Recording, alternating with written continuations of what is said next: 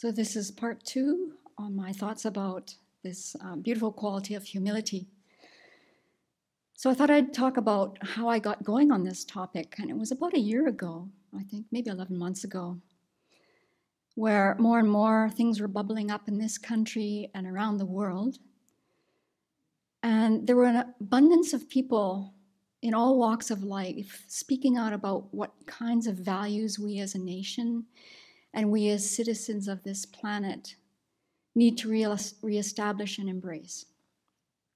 Respect, honesty, equality for all, upholding the truth, democracy, love, compassion, managing the pandemic, feeding the hungry, protecting all people and making sure that all people are safe, education, healthcare, care for the elderly, everything related to the global pandemic, climate crisis, preserving human rights.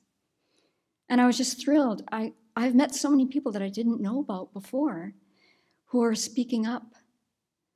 And they may be spiritual leaders, career diplomats, certain politicians. You may say, what? Politician? Humility? Yes. There are some. Just take a look. Lawyers? Yes. There are some. A former member of the National Security Council. I'm on purpose not mentioning names. I don't want this to become a political talk.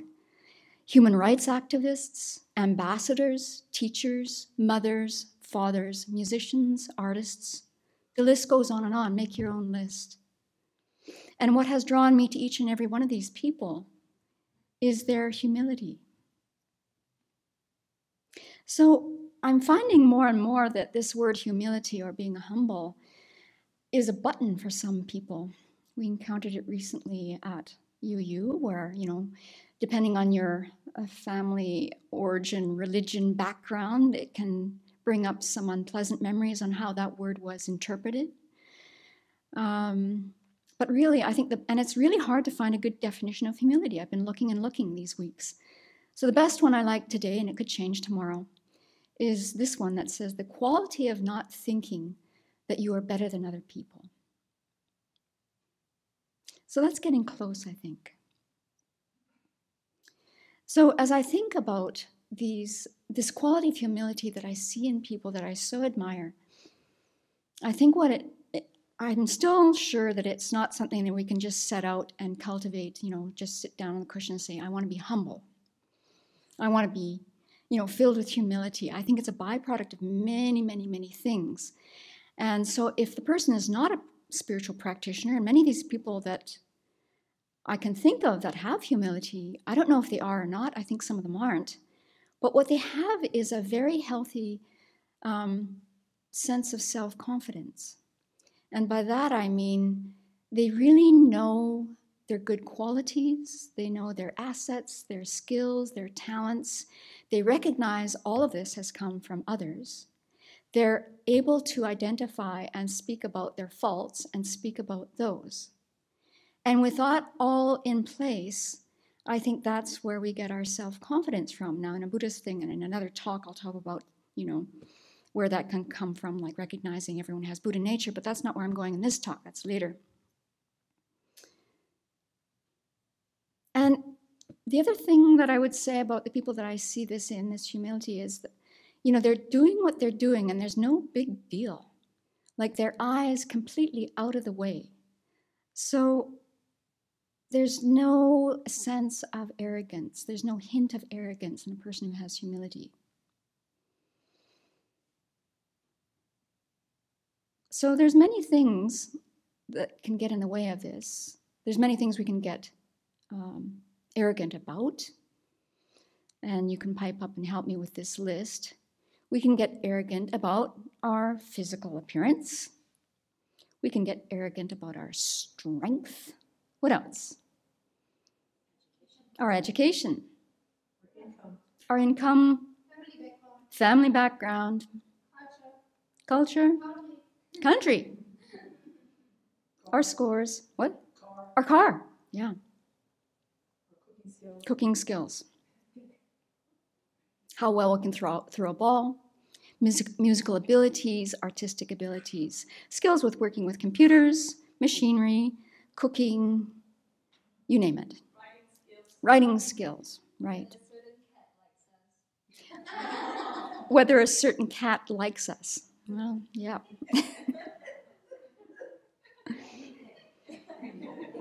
So this arrogance is a big hindrance, whether we're practitioners or not, because basically when we're in the grips of this mental state of arrogance, there's nothing more to learn because I know it all. And, I'm really sorry for you, but you just don't know what I know yet. And I'll tell you that over and over again. So fortunately, as spiritual practitioners, we have many ways to counter this. Prostrations are a great one.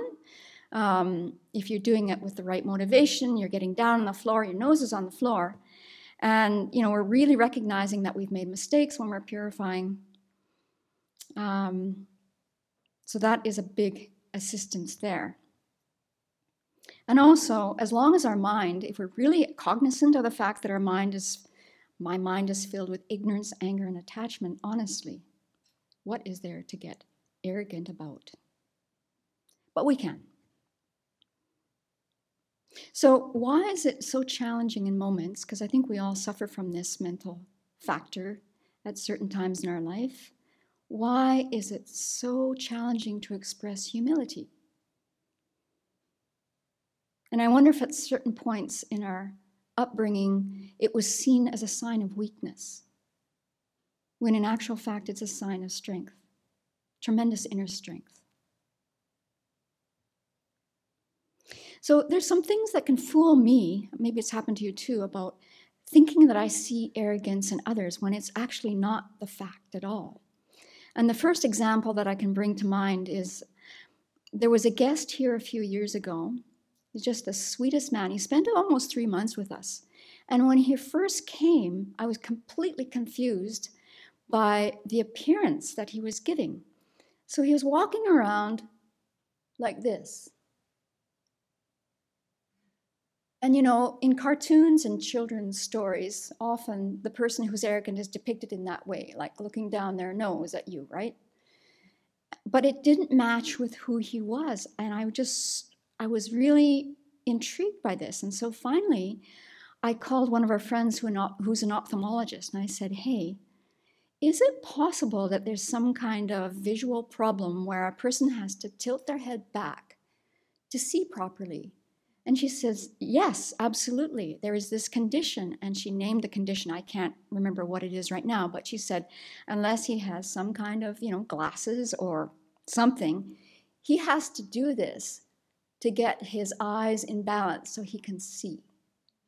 So there you go. We might be pegging people as being extremely arrogant just on the way they carry themselves, and we don't actually know what's going on inside their body.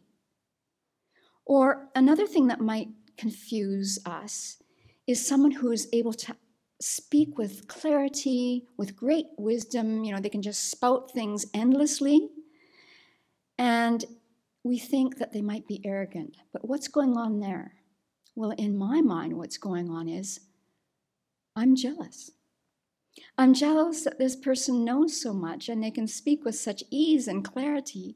And the problem is on my side. There is no arrogance going on there. They happen to know a lot because they worked hard. So I'm like, come on. Or we might conclude that someone who's famous couldn't possibly be humble. So anyone who's famous, it's just, erased from the fact that they just could not be. Well, again, make your own list. There's many, many famous people who are totally, they're so humble. They actually can't stand hearing about their qualities being spoken about when they're introduced. Obvious examples. I don't know if you can see His Holiness in this picture. You probably can't. But His Holiness is a perfect example of someone who has such humility, who has no problem saying, I don't know. Another example is John Lewis. Another example that you don't know is a woman by the name of Helen Hunley. Now, believe it or not, this is a joke. I'm just joking. There are famous people outside of the United States of America. This is just a joke. So Helen Hunley was the mayor in the town that I grew up in, a woman. And she went from being the mayor to eventually having a post in the provincial politics, and eventually she became the 12th Lieutenant Governor of Alberta. She was the first woman to hold that post. She was as down to earth as you can imagine. There was, she was just doing her job. All these people that I see who have humility, they're just doing what they do because they're passionate about it. The focus is not on themselves. They're not handing out their business cards saying, call me. They're just doing what they're doing because they care about others. Another example that comes to mind, of course, you wouldn't know her, another Canadian, a woman by the name of Martha Howell. She was born in Austria. She and her husband were captured during World War II. They were Jews. They eventually escaped. They eventually got to Nova Scotia in Canada. They eventually settled in Saskatoon. She spoke 7 or 8 languages fluently until she died. She was a musician. She was a coach. She wrote her first novel at age 86. She was recognized throughout the country. Martha didn't talk about herself. She was engaged in helping feed people in Saskatoon and Saskatchewan. That's what this quality pushes us to do. So I keep returning to this theory that humility is a byproduct of many, many causes and conditions.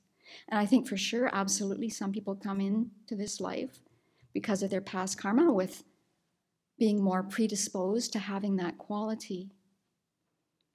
But I think if we continue to engage in our practice, engage in creating virtue, purifying past mistakes, this will allow us to come to this place of having this healthy self-confidence where we know where we're at in the moment, and you know what? We accept ourselves. We accept where we're at.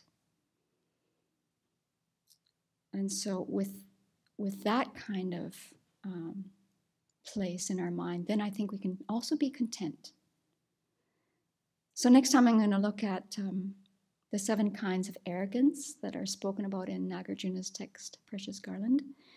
But I'm just thrilled that I've seen this in so many people in this country who are working for good things to happen, which has to be done now.